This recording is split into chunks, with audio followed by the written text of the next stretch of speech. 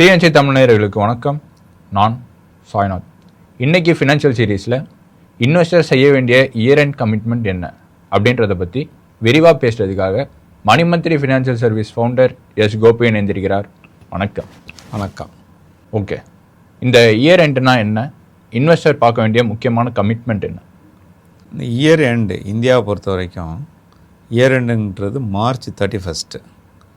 இதில் accounting year, financial year எல்லாமே April to April 1 March 31 வரைக்கும் இதான் ஃபினான்ஷியல் கமிட்மெண்ட். உங்களோட இந்த ஃபினான்ஷியல் கமிட்மெண்ட்டை இதுக்குள்ளே கம்ப்ளீட் பண்ணிட்டீங்கன்னா இங்கே தான் இதுக்குள்ளே நடக்கிற விஷயம் இந்த பர்டிகுலர் இயருக்கு அக்கௌண்டபிலிட்டி வரும். இதில் உங்களோட இன்கம், உங்களோட எக்ஸ்பெண்டிச்சர், இதுக்கு வரக்கூடிய டேக்ஸஸ் எல்லாமே இந்த ஃபினான்ஷியல் இயர். இந்த ஃபினான்ஷியல் இயருங்கிறது April to March 31 முடிஞ்சிடும். அதுக்கப்புறம் நெக்ஸ்ட் டே நெக்ஸ்ட் இயராக தான் கன்வெர்ட் ஆகும். ஸோ உங்களோட கமிட்மெண்ட்ஸ் எதாவது இருந்ததுன்னா பிஃபோர் 31 அதை நீங்கள் செய்யணும். ஓகே, இப்போ ஒரு இன்வெஸ்டர் என்ன மாதிரியான கமிட்மெண்ட்டை முக்கியமாக பார்க்கணும்? இந்த இயர் எண்ட் கமிட்மெண்ட் அப்படின்றது இன்வெஸ்டருக்கு ரொம்ப முக்கியம். ஏன்னா எல்லா இன்வெஸ்டருமே அவங்க அந்த மார்ச்சை கடந்துட்டாங்கன்னா இந்த இயருக்கு கிடைக்கக்கூடிய அந்த பெனிஃபிட் லிமிட் இதெல்லாமே கிடைக்காது. இந்த இயர் எண்டில் என்னென்ன கமிட்மெண்ட் பார்க்கணும் அப்படின்னா, உங்களோட இன்வெஸ்ட்மெண்ட்ஸ் இஎல்எஸ்எஸ் ஸ்கீம்ஸில் டேக்ஸ் பெனிஃபிட்டுக்காக நீங்கள் இன்வெஸ்ட் பண்ணணுமா? நீங்கள் ஒரு இன்சூரன்ஸ் பேமெண்ட்டு கமிட்டட் ஆகிருக்கீங்க, அது இந்த இயருக்குள்ளே நீங்கள் பேமெண்ட் பண்ணிட்டீங்கன்னா அது மிஸ் ஆகாமல் கரெக்டாக நீங்கள் பேமெண்ட்டு பிஃபோர் 31 முன்னாடி பண்ணியிருக்கீங்களா? இந்த இயருக்கான உங்களோட ஹெல்த் இன்சூரன்ஸ் பெனிஃபிட்டு அது இந்த இயருக்குள்ளே இருக்கா? இது இல்லாமல் உங்களோட என்பிஎஸ் அதோட பெனிஃபிட்டுக்காக நீங்கள் இன்வெஸ்ட் பண்ணியிருக்கீங்களா? அதுக்கப்புறம் உங்களோட டேக்ஸு. ஸோ நீங்கள் உங்களுக்கு இன்கம் வரும், டேக்ஸ் பே பண்ணணும். இந்த இயருக்குள்ள டேக்ஸை நீங்கள் இந்த இயர் தான் பே பண்ணணும். அதை அட்வான்ஸ் டேக்ஸ்னு சொல்லுவாங்க. இந்த அட்வான்ஸ் டேக்ஸ் நீங்கள் பே பண்ணியிருக்கீங்களா? இதெல்லாம் நீங்கள் முக்கியமாக கவனிக்கணும் பிஃபோர் 31 முன்னாடி. இதிலெல்லாம் எல்லாத்துக்கும் ஒரு லிமிட் இருக்கும். இந்த லிமிட்டை நீங்கள் மிஸ் பண்ணிட்டீங்கன்னா திருப்பி மறுபடியும் நீங்கள் கிளைம் பண்ண முடியாது. அதனால தான் இந்த இயர் எண்ட் கமிட்மெண்ட்டுன்றதே முக்கியமாக கவனிக்க வேண்டியது இன்வெஸ்டர். பிஃபோர் 31 முன்னாடி நம்ம கம்ப்ளீட் பண்ணிட்டோமா செக் பண்ணிக்கணும். ஓகே, இப்போது கமிட்மெண்ட் பற்றி சொன்னீங்க. இந்த இன்வெஸ்ட்மெண்ட் பெனிஃபிட் லிமிட் அப்படின்றது என்ன? கமிட்மெண்ட்டுன்றது உங்களுக்கு எது தேவையோ அது நீங்கள் கமிட்டடாக இருந்தீங்கன்னா இதை கண்டிப்பாக கம்ப்ளீட் பண்ணணும். எல்லாத்துக்கும் ஒரு லிமிட் இருக்குது. இந்த டேக்ஸ் சேவிங்கில் நீங்கள் இஎல்எஸ்எஸ் ஃபண்ட்ஸில் நீங்கள் இன்வெஸ்ட் பண்ணணும் அப்படின்னா நீங்கள் இஎல்எஸ்எஸ் ஃபண்டில் பண்ணுறதுக்கு உங்களுக்கு கமிட்மெண்ட்டு பிஃபோர் 31. அதுக்கு ஒரு லிமிட் இருக்குது. அந்த லிமிட் வரைக்கும் உங்களுக்கு பெனிஃபிட் கிடைக்கும். இஎல்எஸ்எஸில் பார்த்தீங்கன்னா 1.5 lakhs வரைக்கும் நீங்கள் இன்வெஸ்ட் பண்ணிங்கன்னா உங்களோட இன்கம்லேருந்து 1.5 lakhs ரிமூவ் பண்ணிக்கலாம். அதாவது உங்களோட ரிடக்ஷன் பண்ணிக்கலாம். எக்ஸம்ட் இருக்குது. டைரெக்டாக உங்களோட டேக்ஸ் எக்ஸம்ஷன் இருக்குது. அது நீங்கள் ஃபைல் பண்ணுறது இப்போது நியூ வெர்ஷனில் பண்ணுறீங்களா இல்லை ஓல்டு வெர்ஷனில் டேக்ஸ் ஃபைல் பண்ணுறீங்களா அப்படின்றது உங்களை பொறுத்து. இது ஓல்டு வெர்ஷனில் அப்ளிகபிள் 1.5 lakhs. இதுக்கே நீங்கள் ஃபிக்ஸட் டெபாசிட்டை கூட யூஸ் பண்ணலாம். அதுக்கு லிமிட் இருக்குது, 5 lakhs லிமிட் அந்த மாதிரி இருக்குது. ஸோ அது இன்வெஸ்ட் பண்ணினா 1.5 lakhs வரைக்கும் உங்களுக்கு டேக்ஸ் பெனிஃபிட் கிடைக்கும்.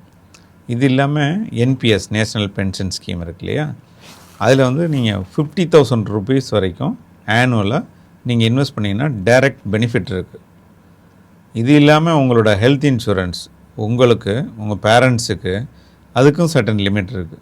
இந்த லிமிட்டை நீங்கள் பிஃபோர் 31 நீங்கள் இன்வெஸ்ட் பண்ணி பேமெண்ட் பண்ணி ரெசிப்ட் ஜென்ரேட் பண்ணிட்டீங்கன்னா நீங்கள் பெனிஃபிட்டை கிளைம் பண்ணிக்க முடியும்.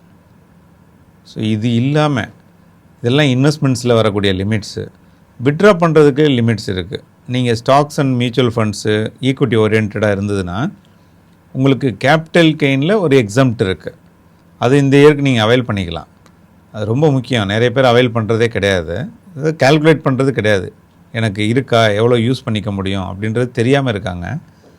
1.2 lakhs வரைக்கும் உங்களோட profit from mutual fund and stocks இதில் எவ்வளோ கேபிட்டல் கெயின் இருக்கோ அதில் 1.2 lakhs எக்ஸம்ட், டைரெக்டாக ஒரு பேனுக்கு எக்ஸம்ட். இப்போ நீங்கள் உங்கள் ஒய்ஃப் பேரில் இல்லை உங்கள் ஃபேமிலி மெம்பர்ஸ் பேரில் இன்வெஸ்ட் பண்ணியிருந்தீங்கன்னா ஒவ்வொருத்தருக்குமே அதில் எக்ஸம்ஷன் இருக்குது.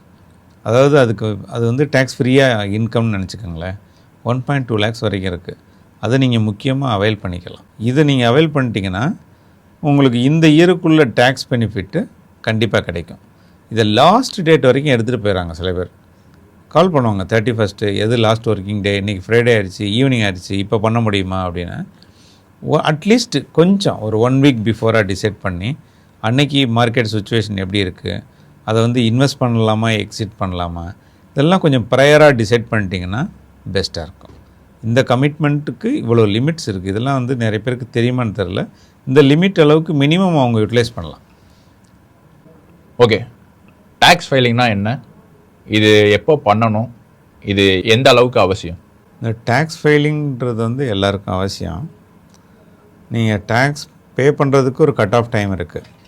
ஆனுவலாக பார்த்தீங்கன்னா எல்லாருக்கும் டேக்ஸ் வந்து உங்களோட இன்கம் வந்து டேக்ஸ் லிமிட்டு தாண்டிடுச்சுனால நீங்கள் எவ்ரி குவார்ட்டர்லி உங்களோட டேக்ஸ் வந்து அட்வான்ஸ் டேக்ஸாக கட்டணும். அதாவது அந்த ஃபினான்ஷியல் இயருக்கு முன்னாடியே நீங்கள் டேக்ஸை கட்டணும். September 15th, December 15th, March 15th இந்த மாதிரி டைம் வச்சுருக்காங்க. ஜூன் 15th ஆரம்பிக்கும். June, September, December, March 15th இந்த டேட்லலாம் வந்து அந்த குவார்ட்டர்லிக்குள்ளே அந்த காலாண்டுக்குள்ளே இன்கம் எவ்வளவோ அதில் உங்களுக்கு எவ்வளோ டேக்ஸ் வரும்ன்றத ப்ரொஜெக்ஷனாக நீங்கள் கட்டணும். இது அட்வான்ஸ் டேக்ஸ் அந்த ஃபினான்ஷியல் இயருக்குள்ளே எல்லாருமே கட்டணும். இப்போ நீங்கள் ஒரு சேலரிடாக இருக்கீங்கன்னா உங்களுக்கு என்ன பண்ணுவாங்கன்னா கம்பெனியில் மந்த் ஆன் மந்த் சேலரி கொடுக்கும்போதே ஒரு டேக்ஸ் லிமிட்டுக்கு வந்துருச்சுன்னா எவ்வளோ டேக்ஸோ அதை கால்குலேட் பண்ணி மந்த் ஆன் மந்த் டிடெக்ட் பண்ணி கட்டிகிட்டு இருப்பாங்க. நமக்கு தெரியாது அது ஆக்சுவலாக. ஸோ இதெல்லாம் தான் டேக்ஸ் கட்ட வேண்டிய cut off dates. Tax filing அப்படின்னு ஒன்று இருக்குது. டேக்ஸ் ஃபைலிங்னா என்ன, இந்த இயருக்கு எனக்கு இவ்வளோ இன்கம் வந்திருக்கு, என்னோடய டோட்டல் அக்கௌண்ட்டில் இது டேக்ஸ் எக்ஸம்ப்டடு, இது வந்து டேக்ஸில் வர வேண்டிய இன்கம், இது வந்து டேக்ஸ் லைபிலிட்டி இல்லாத இன்கம் அப்படிங்கிறத செக்ரிகேட் பண்ணி நீங்கள் கவர்மெண்ட்டோட சைட்டில் டேக்ஸ் ஃபைலிங் பண்ணணும். ஸோ என்னோடய வரவு செலவு அப்படின்றத நீங்கள் வந்து ஃபைல் பண்ணுறீங்க இல்லையா, அதுதான். இது உங்களோட லிமிட் வந்து ஃபார்ம் 16 இல்லை சிம்பிள் டேக்ஸேஷன் இண்டிவிஜுவல் இன்கம் இருந்துச்சுன்னா நீங்கள் டைரெக்டாகவே உங்களோட டிக்ளரேஷனை சப்மிட் பண்ண முடியும். அதுக்கு கட் ஆஃப் டேட் ஒன்று இருக்குது. ஸோ நீங்கள் உங்களோட டிக்ளரேஷன் கட் ஆஃப் பண்ண வேண்டியது ஜூலை 31st முடிக்கணும். லாஸ்ட் இயர்லாம் எக்ஸ்டெண்ட் பண்ணாங்க, சில இயர்ஸில் எக்ஸ்டெண்ட் பண்ணுவாங்க. இதுதான் cut off date, tax file பண்ணுறதுக்கு cut off date. Tax file பண்ணும்போது எகெயின் உங்களோட டேக்ஸ் இம்ப்ளிகேஷன் நிறைய இருந்ததுன்னா அப்போது நீங்கள் கம்ப்ளீட் பண்ணணும். ஸோ நான் ஆல்ரெடி இவ்வளோ டேக்ஸ் கட்டியிருக்கேன், அதையும் தாண்டி எனக்கு இவ்வளோ இன்கம் வந்திருக்கு, ஸோ அதை நான் வந்து இதில் காட்டியிருக்கேன், என்னோடய அடிஷ்னல் டேக்ஸை நான் வந்து இன்ட்ரெஸ்ட்டோடு நான் பே பண்ணியிருக்கேன் அப்படின்னு சொல்லிவிட்டு டேக்ஸ் ஃபைல் பண்ணும்போது அதை கம்ப்ளீட் பண்ணணும். சம்டைம் உங்களோட டேக்ஸ் அதிகமாக கட்டியிருக்கீங்க, டிடிஎஸ்லாம் வந்துருச்சு, ஆனால் எனக்கு இன்கம் அந்தளவுக்கு இல்லை, பட் என்னோடய இன்கம் லிமிட்டு கம்மியாக இருக்குது, நான் டேக்ஸ் கட்டியிருக்கேன், அது எனக்கு ரீஃபண்ட் கொடுங்க அப்படின்றதெல்லாம் நீங்கள் அக்கௌண்ட் பண்ணணுன்னா அதுக்கு தான் டேக்ஸ் ஃபைல் கம்பல்சரியாக பண்ணணும். இது டேக்ஸ் ஃபைல் கம்பல்சரியாக பண்ணணுமானா இன்கம் வர எல்லாருமே டேக்ஸ் ஃபைல் பண்ணணும். நிறைய பண்ணுறதில்ல, பண்ணாமல் இருக்கக்கூடாது. உங்களுக்கு இன்கம்னு வந்துருச்சுன்னா நில் ரிட்டன் அப்படின்னு போட்டு ஃபைல் பண்ணுறாங்க. எனக்கு இன்கமே இல்லைன்னே ஃபைல் பண்ணுறாங்க. எனக்கு இன்கம் இருக்குது, இவ்வளோ தான் லிமிட்டு, என்னோடய இன்கம் போக டேக்ஸ் நான் இவ்வளோ கட்டியிருக்கேன், எனக்கு இன்கம் இருக்குது, டேக்ஸ் கட்டியிருக்கேன், பட் என்னோடய லிமிட் கம்மியாக இருக்குது, ரீஃபண்ட் கொடுங்க. இதெல்லாம் அக்கௌண்ட் பண்ணுறது ஜூலை 31st முடிக்கும். இது இல்லாமல் உங்களோட இன்கம் ஒரு கம்பெனியாக இருக்குது, இல்லை ஒரு ப்ரொஃபஷ்னலாக இருக்கீங்க, நான் ஆடிட்டர் மூலமாக கன்சல்ட் பண்ணிவிட்டு அதை நீங்கள் டேக்ஸ் ஃபைல் பண்ணுறதுக்கு அக்டோபர் வரைக்கும் டைம் கொடுக்குறாங்க. இதுதான் இதோட கட் ஆஃப் டைம். இதெல்லாமே எப்படி இன்வெஸ்டருக்கு இயர் எண்டுக்குள்ளே வருமா அப்படின்னு பார்த்தீங்கன்னா, நீங்கள் இந்த இயர் எண்டில் உங்களுக்கு எவ்வளோ டேக்ஸ் கட்டியிருக்கீங்க, எவ்வளோ கட்ட போகிறீங்க, ஸோ another 2-3 monthஸில் எவ்வளோ நீங்கள் டேக்ஸ் வரும் பேர்டன் இருக்குது அப்படிங்கிறத கால்குலேட் பண்ணி தனியாக ரிசர்வ்ஸ் வச்சுக்கிட்டிங்கன்னா இப்போ கட்டாத டேக்ஸை கூட நீங்கள் அப்போ டேக்ஸ் ஃபைல் பண்ணும்போது கட்டலாம். இதெல்லாம் செய்யாமல் விட்டுரும். அதனால தான் இதை இயர் அண்ட் கமிட்மெண்ட்ஸ் ரொம்ப இம்பார்ட்டண்ட்டாக நம்ம வந்து இன்வெஸ்டருக்கு சொல்கிறோம். இப்போ நீங்கள் கட்ட மறந்துட்டீங்க, நீங்கள் தனியாக ரிசர்வ்ஸ் வச்சுக்கோங்க, டேக்ஸ் ஃபைல் பண்ணும்போது அதை கட்டணும் அப்படின்றது தான். இந்த கமிட்மெண்ட்ஸ் எல்லாம் கண்டிப்பாக எல்லா இன்வெஸ்டரும் தெரிஞ்சு வச்சுருக்கணும். ஓகே, ஒரு இன்வெஸ்டர் தன்னோட இயர் அண்ட் கமிட்மெண்ட்டை எப்படி கவனமாக பண்ணி முடிக்கணும் அப்படின்றத பற்றி தெளிவாக சொன்னீங்க. நன்றி. நன்றி. இது போன்ற இன்ஃபர்மேஷனை தெரிஞ்சுக்க எங்களுடைய யூடியூப், ஃபேஸ்புக், இன்ஸ்டாகிராம் போன்ற சோஷியல் மீடியா பிளாட்ஃபார்ம்லையும் எங்களோட இணையமான tnctamil.comலையும் இணைந்திருங்க. நான் சாய்நாத்.